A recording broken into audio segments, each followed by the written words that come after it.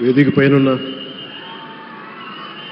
గౌరవ ముఖ్యమంత్రి శ్రీ నారా చంద్రబాబు నాయుడు గారికి బోఫోర్స్ కుంభకోణాన్ని బయటికి తీసుకొచ్చిన హిందూ మేనేజింగ్ డైరెక్టర్, ఒకప్పుడు ఎడిటర్గా పనిచేసిన శ్రీ ఎన్ రామ్ గారికి, రాజస్థాన్ పత్రిక చీఫ్ ఎడిటర్ ఓనర్ అయిన శ్రీ గులాబ్ కొఠారి గారికి, చిత్ర పరిశ్రమ అతిరథ మహారథులందరికీ, శ్రీ రామాచార్య గారి కుటుంబ సభ్యులు, వారి అబ్బాయి శ్రీ సుమన్ గారికి, శ్రీమతి శైలజా కిరణ్ గారికి, శ్రీమతి విజయేశ్వర గారికి, రామాచార్య గారి మనవలకి మనమనాలకి ప్రత్యేకించిన హృదయపూర్వక నమస్కారాలు. ముఖ్యంగా ఆయనతో పాటు వెన్నంటే ఉన్న ఆయన ఈనాడు పత్రికా కుటుంబానికి, జర్నలిస్ట్ కుటుంబానికి,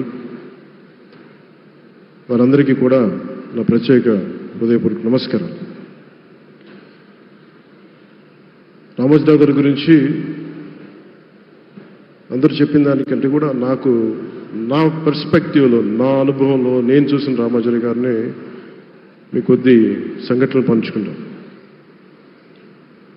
రామోజీరావు గారు నాకు సినిమాలు ఉన్నా కానీ నాకు పరిచయం లేదు. ముందు షూటింగ్ ఆయన స్టూడియోస్లో చేసినా కానీ ఫస్ట్ టైం పాలిటిక్స్కి ఎంటర్ అయిన తర్వాత 2008లో ఆ సమయంలో ఆయన్ని కలవటం జరిగింది.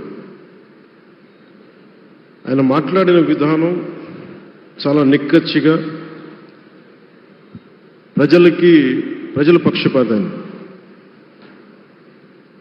ఆయన మాట్లాడుతున్నంతసేపు నాకు మైండ్లో ఒకటే అనిపించింది, మనసులో జర్నలిస్టిక్ వాల్యూస్ని కాపాడటానికే ఆయన ఉన్నారు. ప్రజాక్షేమం, ప్రజా సంక్షేమం, ఈ పర్స్పెక్టివ్లోనే, ఈ కోణంలోనే ఆ చర్చ జరిగింది. నన్ను ఒకే ఒకసారి ఆయన 2019లో ఒక లంచ్కి ఆహ్వానించారు వారి కుటుంబ సభ్యులతోటి. ఆ రోజు ఆయన మాట్లాడింది దేశ పరిస్థితులు, ముఖ్యంగా పత్రికా స్వేచ్ఛ గురించి, పత్రికా రంగం ఎంత కీలకమైంది. ఆయన ఎప్పుడూ కాంప్రమైజ్ అవ్వలేదు. ఒక విషయం చెప్పాలి అంటే అది తనకి తెలిసిన వారు అవ్వచ్చు, తన సన్నిహితులు అవ్వచ్చు, స్నేహితులు అవ్వచ్చు, కుటుంబ సభ్యులు అవ్వచ్చు, జనం కోసం వచ్చేటప్పటికి నిష్పక్షపాతంగా చాలా నిర్దాక్షిణ్యంగా ఉంటుంది ఆయన ఆలోచన పరిధి. అదే ఆయన ఈనాడు పేపర్లో రిఫ్లెక్ట్ అవుతుంది. నేను చాలాసార్లు అనుకునేవాడిని, ఒక వ్యక్తికి ఇంత, ఆయన ఆ రోజు లంచ్ తర్వాత కూర్చున్నప్పుడు ఆయన మాట్లాడుతుంటే ఆయన వేదనని నేను చూశాను. ఆయన నలిగిపోతున్నారు. నిజంగా పత్రికా స్వేచ్ఛ ఎంత అవసరం దేశానికి, ప్రజాస్వామ్యానికి ఎంత కీలకమైంది, అది ఆయన చెప్తుంటే ఆయన ఆవేదన నాకు అర్థమైంది. అలాంటి వ్యక్తి మీద ఎన్ని రకాల ఇబ్బందులు పెట్టారో మనందరికీ తెలుసు. ఒక పేపర్ ఒకటే నడపటం చాలా కష్టసాధ్యమైంది. కానీ దాంతోపాటు ఆయనకి నష్టపోవడానికి, జనరల్గా అలాంటి విలువలు, కమిట్మెంట్ ఉన్నవాళ్ళు మిగతా వ్యాపారాలు అంటే ఆయన్ని అన్ని రకాలుగా దాడులు చేయడానికి చాలా తేలిక. అలాంటి దాడుల్ని తట్టుకుంటూ యాజ్ ఎ జర్నలిస్ట్ ఆయన అన్కాంప్రమైజింగ్ యాటిట్యూడ్, అన్కాంప్రమైజింగ్ వాలర్, అవన్నీ ఆయన్ని నాకు చూస్తే చాలా చాలా ఆనందం వేస్తుంది. ఆయన ఒకటే చెప్పారు నాకు, your upcoming political leader, I wish you all the best. నీ జీవితంలో నువ్వు కాంప్రమైజ్ అవ్వకు, what ever you believe in, నువ్వు ఏదైతే నమ్ముతావో దాన్ని త్రికరణ శుద్ధిగా చేయని చెప్పి ఆయన చెప్పింది నేను ఈ రోజుకి మర్చిపోలేను. అలాంటి మహానుభావుడు సంస్మరణ సభకి నేను ఈరోజు ఇక్కడికి రావటం, ఆంధ్రప్రదేశ్ ప్రభుత్వం భాగంగా నాకు నిజంగా చాలా ఆనందంగా ఉంది. రైట్ టు ఇన్ఫర్మేషన్ యాక్ట్ దారిలో చూస్తూ ఉంటే ఇందాక ఎగ్జిబిషన్లో 2008 రైట్ టు ఇన్ఫర్మేషన్ యాక్ట్లో ప్రజలకు ప్రతిదీ తెలియాలి, ప్రభుత్వంలో ఏం జరుగుతుంది, ప్రభుత్వం ఏం తీరుతలు ఎలా ఉంది అని. దానికోసం ఆయన అందరినీ కలిపి ఆంధ్రప్రదేశ్లో, ప్రత్యేకించి ఉమ్మడి ఆంధ్రప్రదేశ్లో ఆయన ఒక ఉద్యమకర్తగా కూడా వ్యవహరించారు. ఒక ఆర్టీఐ లాంటి థాట్ ప్రాసెస్ ఉండాలి అంటే ఒకటే ఉంటుంది, ఇది ఏమి జరిగినా ప్రజలకి తెలియాలి, ప్రభుత్వంలో ఉన్న రాజకీయ వ్యవస్థ ఏమి చేసినా ప్రజలకి తెలియాలి, వారికి అండగా ఉండాలని చెప్పి ఆయన చేసిన ఈ యజ్ఞం చాలా జటిలమైంది, చాలా కష్టమైంది. పత్రికా రంగంలో విస్తరించిందే కాకుండా సినిమా నిర్మాణ రంగంలో కానీ, స్టూడియోస్ కానీ, హోటలియర్గా కానీ ఇవన్నీ చాలా చేసి ఉండొచ్చు. కానీ ఆయన క్రక్స్ ఆఫ్ రామోజీరావు గారిది మోస్ట్ ఇన్స్పిరేషనల్ జర్నలిస్ట్. ఇందాక కొల్లూరు పార్థసారథి గారు చెప్పిన, ఇందాక అమరావతి నుంచి నాయ ఎమ్మెల్యే గారు మాట్లాడినా కానీ, పార్థసారథి గారు చెప్పినా కానీ ఆయనకి ఖచ్చితంగా ఒక విగ్రహం పెట్టాలని. ఎందుకంటే జర్నలిస్ట్ విలువల్ని కాపాడి ఆయన ఎందుకు ఇన్స్పిరేషన్ అంటే ఎన్ని కష్ట నష్టాలు వచ్చినా, ఒక జర్నలిస్ట్గా ఉండటం వేరు, ఒక పత్రికాధిపతిగా ఉండి అన్ని ఒడిదుడుకులు ఎదుర్కొని ఆయన కుటుంబాన్నంతా బెదిరించినా కానీ, ఏమి చేసినా కానీ జనరల్గా కుటుంబ సభ్యులు కష్టం వస్తే నలిగిపోతాం. కానీ అది కూడా దాటుకొని నేను నా జర్నలిస్ట్ వాల్యూస్ నేను కాంప్రమైజ్ అవ్వను, ఏదైతే జరగనని చెప్పి ఆయన కూర్చోబెట్టి at the cost of his family members also he vent ahead and uphold the journalistic values. వారికి దానికి చాలా చాలా సాహసంగా నాకు చాలా ఆనందం వేసింది. ఆయన ఆఖరిలో ఎలక్షన్ రిజల్ట్స్ వస్తాయి, ఎప్పుడు వస్తాయి వీటన్నిటి అనుకున్న టైంలో నేను ఒకటి అనుకున్నాను, ఆయన ఆరోగ్యం క్షీణిస్తూ ఉంది, బాగుండా ఆయన ఈ విజయ వార్త వింటారా లేదా అనేది నేను ఒకటి ఆలోచిస్తూ ఉన్నాను.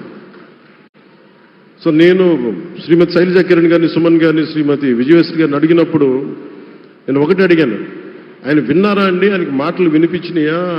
అందరూ చెప్తారు ఆయన వినిపించట్లేదంటే, లేదు, చాలా ఒక 24 గంటలు ఆ విజయాన్ని దశాబ్దం పాటు నలిగారు, దశాబ్దన్నర పాటు నలిగి ఆయన్ని నలిగిన తర్వాత ఆయన అలాంటి వ్యక్తి విజయ వార్త వినకపోతే అక్షోభిస్తుందేమో ఆత్మని అనిపించేది. కానీ విజయ వార్త వినే ఆయన పరమదించారు. అందుకు నాకు చాలా ఒక తృప్తినిచ్చింది. అలాంటి మహానుభావులకి నా నివాళులు అర్పిస్తూ ఆయన నుంచి ఎవరైనా నేర్చుకోవాల్సింది, ప్రజాస్వామ్యాన్ని పరిరక్షించడానికి ఎవరి స్థాయిల్లో, ఒక పత్రికాధిపతిగా కావచ్చు, ఎవరు ఏ స్థాయిలో ఉన్నా దాన్ని మనం కాపాడాల్సిన అవసరం ఉంది. అలాగే ఆయన జర్నలిస్టిక్ వారసత్వ ప్రవాహం అంటే ఉదాహరణకి ఈనాడు, ఈటీవీ తాలూకు ప్రజెంటేషన్ ఆఫ్ న్యూస్ చాలా న్యూట్రల్గా, అన్బయాస్డ్గా ఉండదు. ఏదైనా విషయం చెప్పేటప్పుడు నా గురించి ఎంత రాస్తారో, నన్ను తిట్టాలనుకున్నప్పుడు అంతే తిడతారు. అంటే నువ్వు చేసే పనిని బట్టే గుర్తిస్తారు తప్ప నాకు తెలుసు కదా అని చెప్పి మళ్ళీ దానికి ఫేవరెటిజం ఉండదు. అది తెలుగుదేశం పార్టీ కావచ్చు, ఇంకొక పార్టీ కావచ్చు, కాంగ్రెస్ కూడా కావచ్చు. కాంగ్రెస్ చేస్తే కాంగ్రెస్ని ఆయన్ని పైకెత్తిన సందర్భాలు ఉన్నాయి. అలాగే ఏ పార్టీ తప్పులు చేసి నచ్చని ప్రజలకి ఇబ్బందికరమైన సంఘటనలు జరిగినప్పుడు ఏం మాత్రం వెనకాడకుండా ఫ్రంట్ పేజీలు వేసేవాడు. ఫ్రంట్ పేజీలో మరీ చాలా బలంగా చేసేవాడు. సో అందుకే నాకు అనిపించింది ఒక జర్నలిస్టిక్ వాల్యూస్, ఆయన తాలూకు వారసత్వ ప్రవాహం ప్రతి జర్నలిస్టు పుణికిపుచ్చుకోవాలి, అది తీసుకోవాలి. ఒక నది ఒక ప్రవాహం వెళ్తున్నప్పుడు మన స్థాయి, అది నువ్వు ఒక చిన్న బకెట్తో తీసుకుంటావు, చెంబుతో తీసుకుంటావు, ప్రవాహంలో నీళ్లు ఉన్నట్టుగా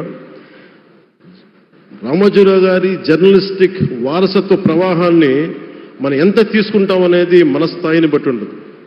అది ఒక మోటార్ వేసి ఒక ట్యూబ్ మనకి పైప్లో తోడుకునేలాగా ఉండొచ్చు, లేదంటే నా స్థాయి ఇంతే అంటే కూర్చోబెట్టి ఒక చెంబుతో తోడుకోవచ్చు.